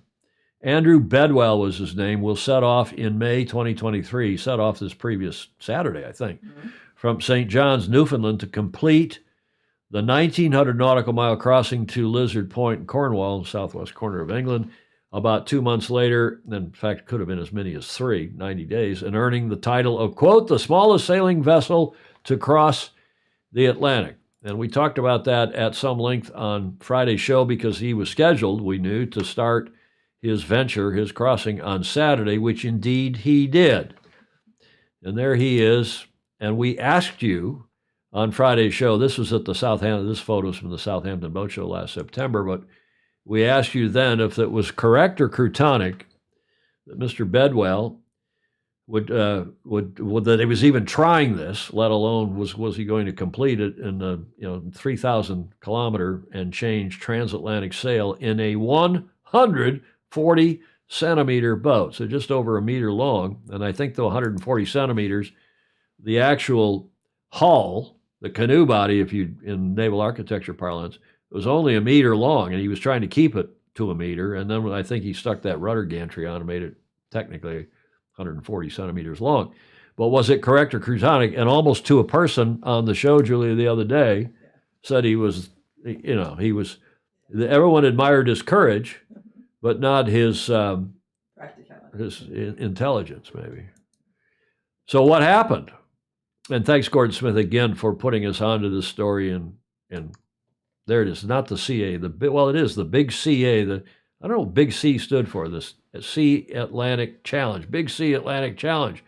Well, the Daily Mail reported yesterday that the Brits' dream to sail across the Atlantic from Canada to Cornwall in a homemade 3-foot yacht ends in heartbreak after the vessel takes on water and is destroyed while still in the dock. Well, apparently he docked out and the thing practically sank, and then he returned to the dock, from what one hears. This is a photo from the Daily Mail of him rapidly, I don't know what happened. I don't think he ran into an orca. I'm sure he didn't. But he didn't get very far from Newfoundland. And Andrew Bedwell, the Daily Mail reports, age 49, he's too old to, he should be smarter than this. Hoped to cross the Atlantic in the smallest boat ever. He planned to make that 1,900-mile solo trip and left as scheduled on Saturday. He had to turn back after water filled the boat, but now he has called the trip off. Do you want to know why he's called it off? Mm-hmm. This is the most crutonic video we've ever played on this show. If you have sensitive ears or eyes, or people who are easily offended by crutonicism, turn away now. Hello, everyone. Firstly, I'm so sorry. We had a difficult time yesterday. We got back to the harbour, and the boat had basically sunk. because she was full of water. We had to kind of lift her out by a framework rather than put straps underneath the boat. And so we lifted her up, got her up to the harbour wall, and the framework that the boat is, because it's got so many, I don't know, half a 3/4 of a ton or a ton of water in it, gave way, and she's dropped down onto the harbour side, and basically it's destroyed the boat. I don't know what to say to everyone who supported me, helped me.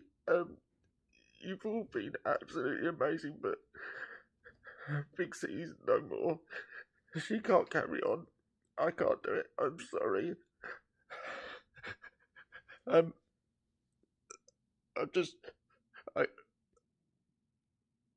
And that's how it ended.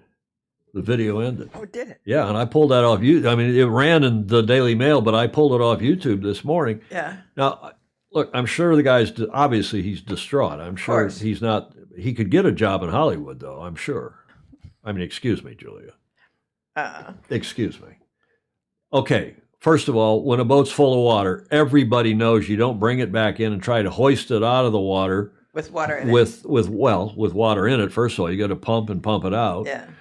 But you also don't hoist it out if you have to hoist it out with water, and you don't hoist it out by pulling onto some kind of, he said, the frames or the framework or something. You got to put straps under it to support this whole. You lift it up easily. If you have to drill a hole in the bottom to drain the water out, you do that, because the thing is not going to support all that water, or the fittings. It's cryptonic.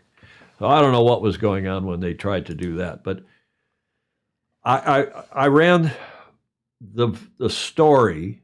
I don't think, have I run that video on my Facebook page? I ran the story, and a whole lot of comments, a lot of you and others that came in and commented. And I think the most sympathetic comment, to put it politely, was Peter Stevenson, was Pedro Foiling Sailor down in Australia, who said, okay, mate, I'm really sorry this happened to you, and better luck next time. Making the effort is the big deal. But as you know, Julia, I was going to name him winner of the day until this video showed up. And you know why? Because as we talked to several of the Fozy over the weekend, he's lucky to be lucky. Yeah. He's lucky to be alive. Yeah. If he's lucky this happened as soon as it did. If he'd gotten offshore and this happened, he wouldn't be back in port crying about it on a video. No. Sometimes you just got to wonder. Gives our sport a bad name. But the Daily Mail was, he was complimentary of him, or he was maybe not complimentary, but he was polite. Not a travel lift small enough in the world, Alan Long is saying. Anyone that knows anything about boats knows full well not to go to sea in a porta potty. Graham Sweeney. John Burbeck's still watching. John, just won't drag you into this. He didn't have a pot to piss in. No pun intended. He did. Here, I'll turn your mic on. He comfortable. He was, a touch individual in his thinking, I would say, but a terrible tragedy that having had a problem, this boat got wrecked.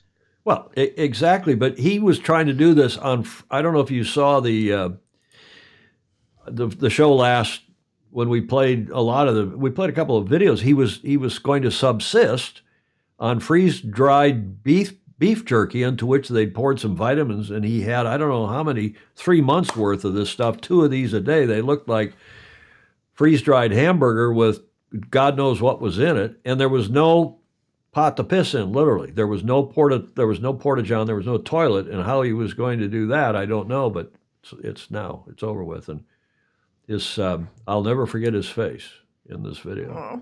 Well, I do feel sorry for him. Well, I feel sorry. But as Graham Sweeney is saying, be thankful for small mercies. And he was wearing full foul. Yeah, he's wearing Baton Rouge, is saying, Baton Cannon down in Charleston, and he was wearing full foulies. How are you going to... Oh. Huh, Julia? I don't think he'd ever been to sea before. Please stop calling that thing a boat, Jeff Waller is saying in World War Water. Yeah, he is devastated. Cut him some slack. Julie Aarons, who's a nicer person than I am, She's right. Replying to Ed Worley, actually, he was made a number of pretty adventurous voyages. Yes, he has, including up towards the Arctic. That's fair enough. John, do you know the guy? Have you met him? No. No, most of the people I know sail on big boats. Yeah, and recently, my last transatlantic trip was on a boat with air conditioning. Lovely. Okay, well, with that, I think we give John the final word. There's a lot of other comments, and we'll let that go, and we'll let this gentleman go because, again, it's a shame. I don't need to. I'm sorry. If you do this, put out a video that says, "Hey, you know what? Here's what happened. We screwed up. This is a real problem. I'm devastated. I'm distraught." But to sit and cry into a video camera, I'm sorry. It's cretonic. Okay, we won't make him the loser of the day, but maybe I've got something better at the end. We're not going to make him winner of the day. I was going to make him winner of the day for just surviving. Yeah.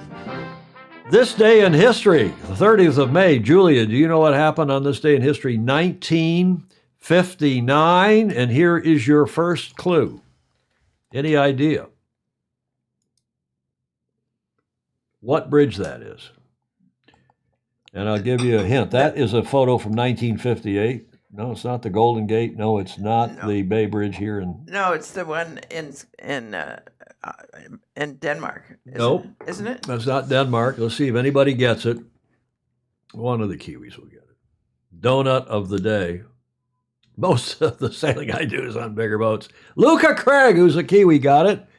That is the completion on this day of Auckland's Harbour Bridge. Oh, Auckland. Yeah. Auckland, New Zealand, on the 30th of May, 1959. New Zealand's best-known bridge opened after 4 years of construction. The need for better transport links between Auckland City and the North Shore had long been the site. In fact, since before the America's Cup, since the mid-1800s, had been the subject of inquiry and agitation. The Auckland Harbour Bridge Authority was set up in 1950 to raise funds and organize construction. The bridge's coat hanger design with lattice girders on the 243-meter span allowed ships to pass underneath. And do you know why they were talking about a bridge way back in the mid-1800s? Because the ranchers and cattlemen and sheep herders on the North Shore wanted to take their animals across a bridge to the market in Auckland. Mm-hmm. There were ferry boats to get people and cars back and forth. In fact, I think the last day of the car ferry running back and forth was the day the bridge opened. But I do digress. But such an occasion here's a video celebration of the day. Aucklanders pack the streets to watch a procession that travels through the city, along the new Southern Approach motorway, and over the bridge to Northcote.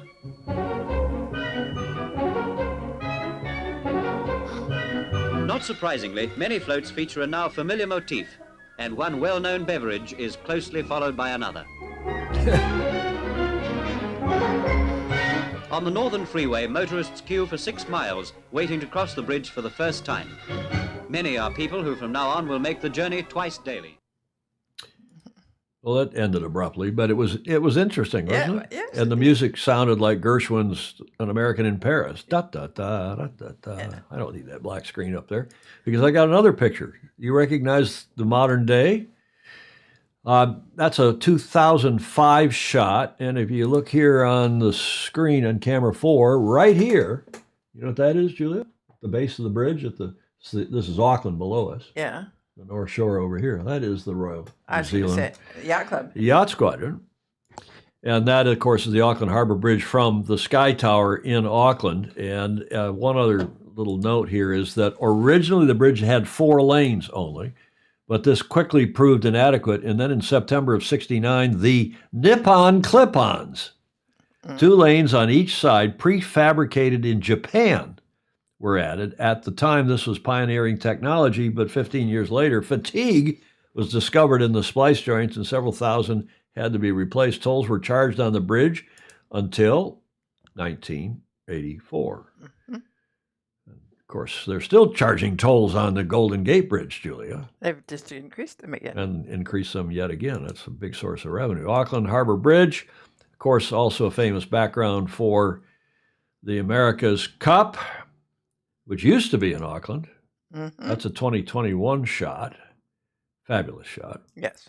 And here is another shot of the bridge. We won't mention again that yacht club in the foreground, who is purports to be the home of the America's Cup, even though the cup has left and gone to Barcelona.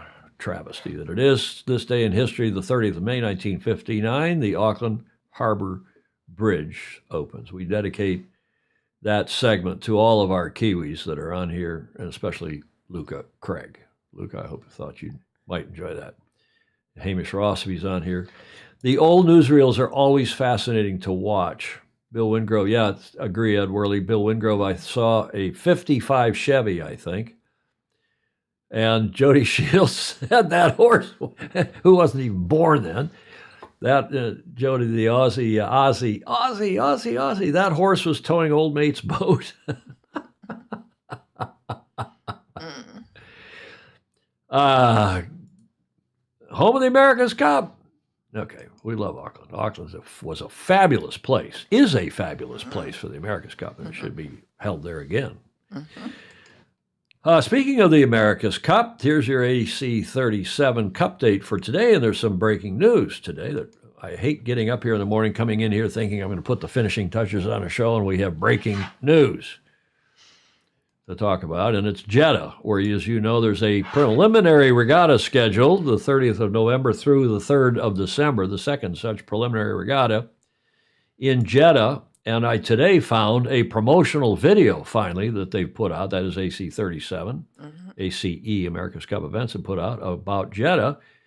And if you were not watching this show, if you're not a keen yachtsman like almost everybody on here is, you would think that there was a ton of America's Cup racing already taking place off Jeddah in the Kingdom of Saudi Arabia. Look.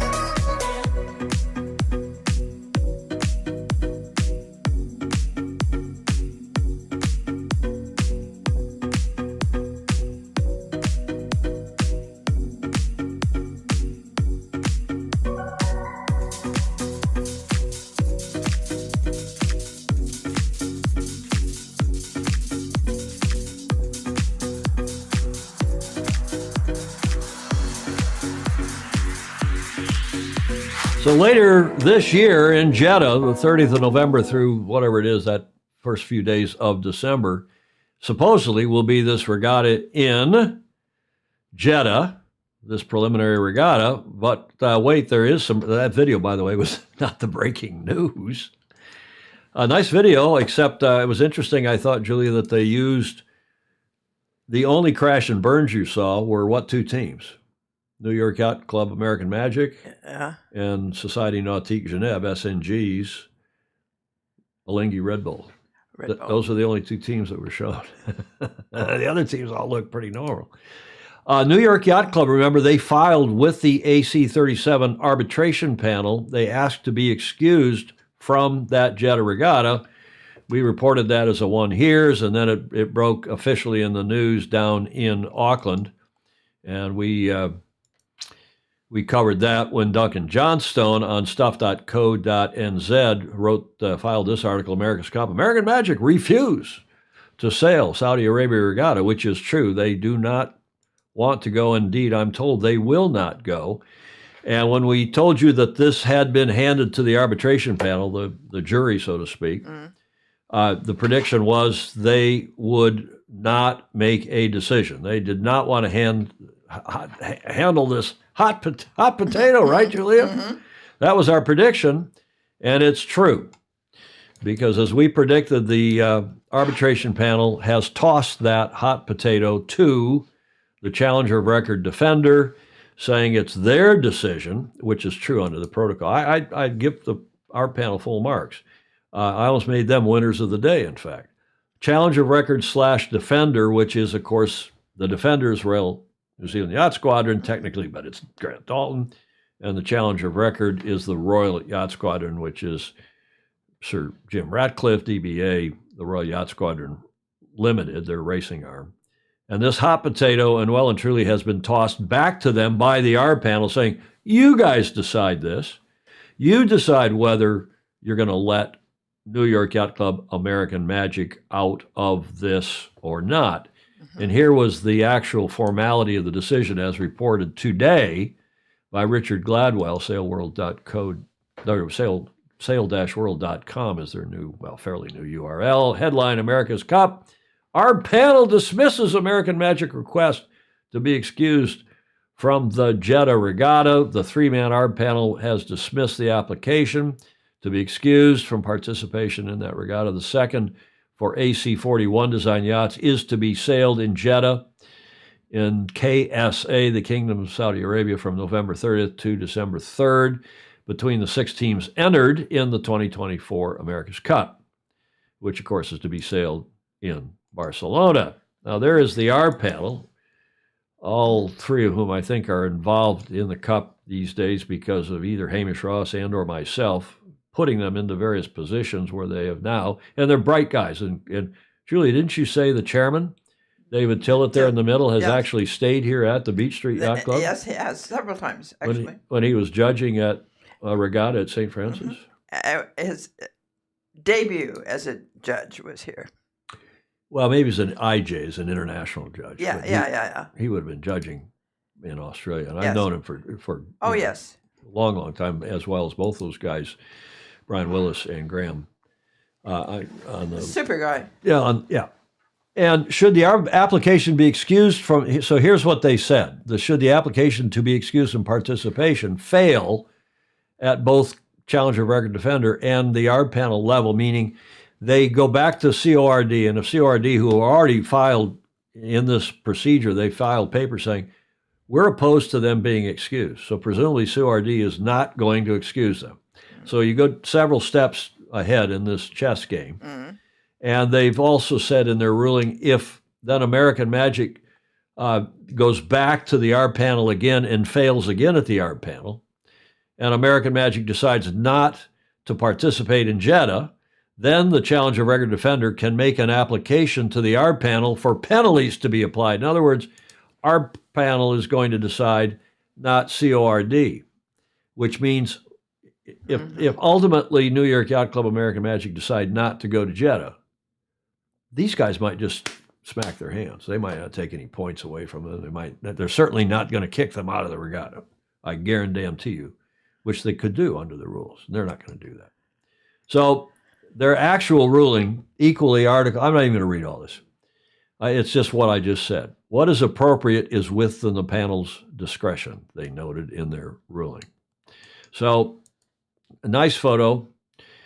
And here, though, it is where it really, it got interesting. They're taking a swipe at the Kiwi media. On the 16th of May, we've been telling you, by way of one hears for a long time. We heard it had gone to the ARB panel, then we told you we'd heard that New York Yacht Club, well, I didn't tell you the decision because I didn't know the decision until it came out today. Yeah.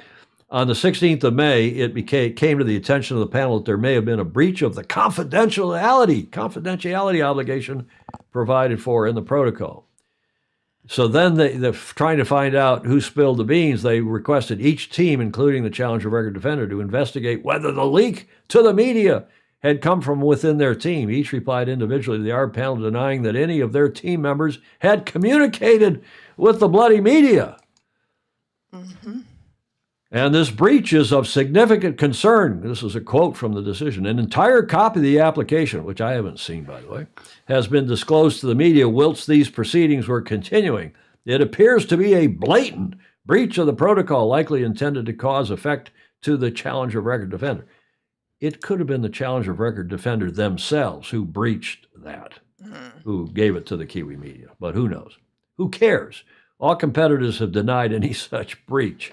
If such a breach occurs in the future, the panel gives notice that it intends to take more significant, stringent steps. And the last sentence there, American Magic was ordered to pay costs of this proceeding of 14,500 euros. Now, this is not the first time the panel has sent something like that out, because it's not the first time, nor is it the last time that this stuff will be leaked. This whole secrecy stuff is a madness. Trying to keep this stuff secret is completely mad. That should all be public. It should be on the website, and let people read it, draw their own conclusions, see what the replies are. That's the way it used to be, and it made a lot more sense. You didn't have the silliness, the secrecy rules. I mean, excuse me. I'd make that rule the loser of the day, but I won't tell you who put that rule in originally. You know who put it in originally? Russell. Oh, he did? Yeah. Okay, so that's Fozy Richard Gladwell, our friend of Sailing Illustrator. Richard writing, as usual, in sail-world.com, and writing very well indeed. A significant concern, Stingray is saying, quote unquote, only because of the ensuing PR disaster this will be including for the Jeddah event. Yes. Bloody. There's a good quote. Bloody. I think we can end it with that quote from Rick Bannerell. Bloody, bloody, bloody. Exactly. Exactly. Round up the usual suspects for punishment. Ed Worley said, it's been involved in the Cup since the 80s. Yeah. Jody, imagine being forced to go and do something you don't want to do in a sporting environment. Is this a dictatorship or a sport?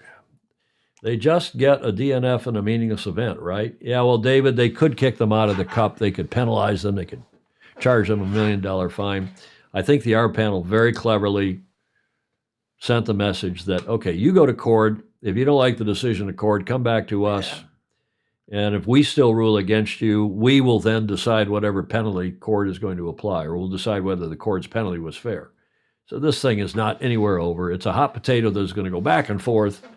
It's croutonic, but I don't blame the R panel one bit. In fact, I think their ruling was, well, we predicted what their ruling would be. So, okay, enough all this. We're almost 2 hours into this show. Time to wrap this one up. We're to the last leg in that famously cool painting, and we have a really nice video about a regatta taking place in between Italy and France in 2 weeks' time, the Juralia presented by Rolex. It's the 70th anniversary of this event. Look at this fabulous video. Heritage, camaraderie, and a passion for sailing.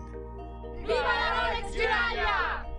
Qualities long associated with the Rolex Juralia, a revered contest which celebrates its 70th anniversary in 2023. The annual Rolex Juralia is renowned for its Franco-Italian character and overriding sense of community. Organised by the Yacht Club Italiano, with the support of the Société Nautique de Saint-Tropez, the week-long event has been partnered by Rolex since 1998. The action centres in Saint-Tropez, the glamorous port on the Côte d'Azur, has evolved into a sailing hub, hosting the annual Les Voiles de Saint-Tropez for modern and classic monohulls, as well as the lightning-quick foiling F50 catamarans for the French round of Sail GP. The Rolex Juralia encompasses 3 events: an overnight race from San Remo to Saint-Tropez, followed by 3 days of competitive inshore racing, ahead of the main event, the offshore race. On the wing, guys. Fully on. 241 nautical miles of intense tactical racing.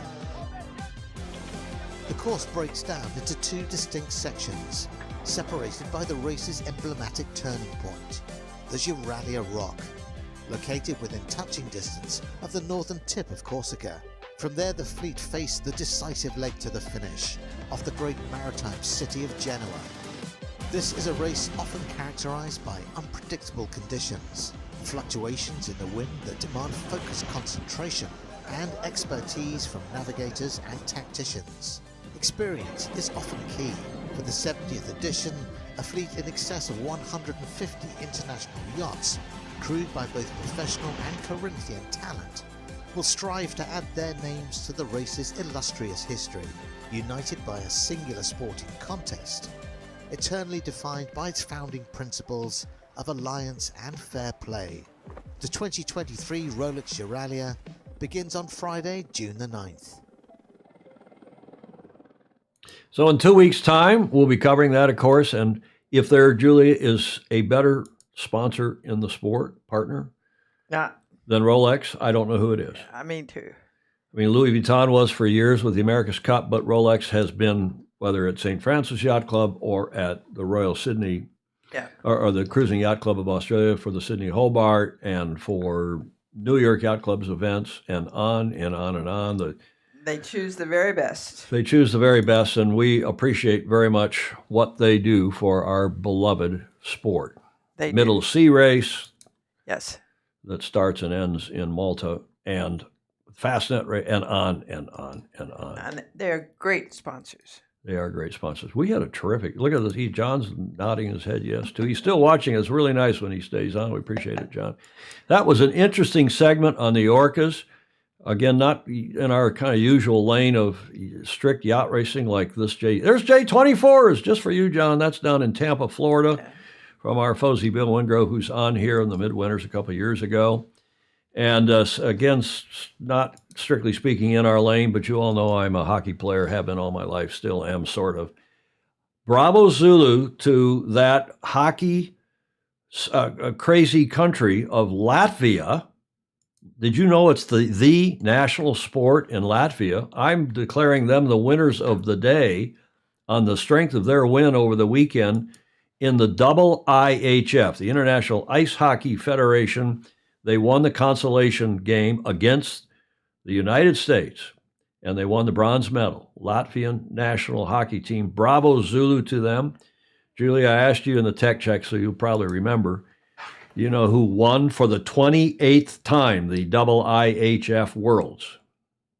Oh, Canada. Right. Canadians, where hockey is king and queen and everything else. They won, and they beat Germany in the finals. Germany's also become quite a hockey power in their own right. But the winners of the day, the Latvian national hockey team for their win of the bronze medal. First time they've ever won a medal. They've been on the podium. I think their best finish in the past was 6th or 7th. Bravo Zulu. Good for them. I'm not going to call him loser of the day because I think that's too harsh and unfair. Julie Aarons will agree. But I'm going to call him the crouton of the day for issuing this video. I'm sorry, Mr. Bidwell. I don't know you. I'm sure you're a gentleman with a heart of gold. But please, next time, this is not because of your attempt or the idea, but for that video, that was just croutonic. The crouton du jour. Is that okay, Julia? You're not amused. I'm not. But do you think that's better than saying loser of the day? We call somebody the crouton du jour. Yes. It's nicer, right? With love. With love. Our many, we don't have that many French viewers, but maybe that'll attract a few more. Whiskey Tango Foxtrot here in the final segment. First one is by way of a caption contest. I thought since we were talking about cruising, we were talking about Brits. I thought yes. John would really like this one. Huh? He's shaking his head, yes. This is just a caption contest. It looks a little bit like Daniel Craig down there playing 007. I don't know where this came from. Yeah, Graham Sweeney's saying that crouton, meaning Mr. Bedwell, could have very well ended up in the soup. Yeah. So I don't know what caption. I don't think we'll wait around for a caption, but I love this shot. Yes.